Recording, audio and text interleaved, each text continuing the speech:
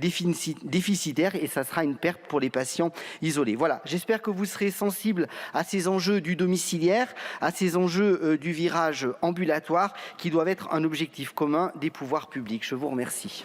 Je vous remercie. La parole est maintenant à Madame Anne Bergons.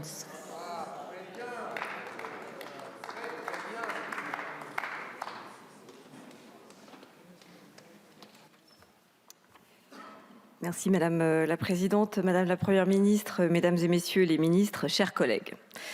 Nous revoilà encore à débattre d'une motion déposée par des collègues de la France Insoumise.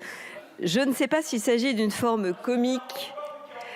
Je ne sais pas s'il s'agit d'une forme de comique législative de répétition, car ça ressemble furieusement au film Un jour sans fin. Si tel était le cas, cette stratégie n'amuse que vous.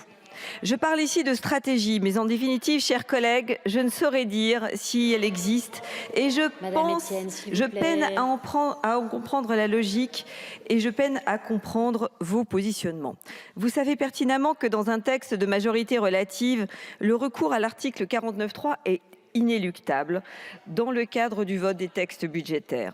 Vous êtes incapable de rassembler une majorité dans cet hémicycle pour valider votre projet de budget alternatif. Et d'ailleurs, avez-vous fait l'effort d'en présenter un, comme l'ont fait d'autres groupes d'opposition? On peine à en trouver la trace. Vous n'êtes constructif ni dans les mots ni dans les actes et n'ayez pas le culot de faire croire à cet hémicycle que vous procéderiez différemment si les Français vous avaient placé en situation de gouverner le pays. Car ce 49.3, ne vous en déplaise, est légitime. Il est constitutionnellement légitime et indispensable pour éviter les blocages que cet hémicycle a pu connaître en d'autres temps. Car quel serait le fort de la France si nous nous retrouvions à l'approche d'une nouvelle année sans budget et sans trajectoire financière? En l'absence de 49.3, quelle image donnerions-nous à nos partenaires? Quelle crédibilité aurions-nous? Que diraient les Français? Un budget, ce n'est pas une option, ce n'est pas accessoire, c'est une nécessité. Sachant cela et reconnaissant son caractère indispensable, vous auriez pu co-construire, proposer une vision alternative du budget dont je parlais tout à l'heure. À la place, qu'avez-vous fait?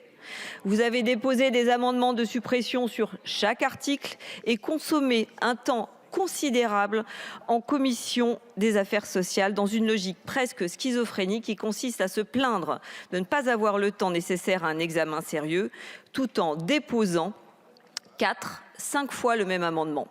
Je ne comprends pas votre incohérence, se dire ouvert au dialogue et la construction d'un côté tout en vidant systématiquement le texte de sa substance de l'autre. À l'inverse, notre groupe démocrate a contribué à renforcer ce texte. Nous nous félicitons des idées qui, sur l'ensemble des bancs, ont pu convaincre, être validées et pour certaines conservées dans le texte sur lequel le gouvernement a engagé sa responsabilité. Ce n'a pas été le cas pour d'autres et je pense tout particulièrement aux propositions simples et innovantes de nos collègues Perrine Goulet ou Cyril Isaac-Sibille. Mais c'est le jeu de la construction et du compromis, mes chers collègues. Les démocrates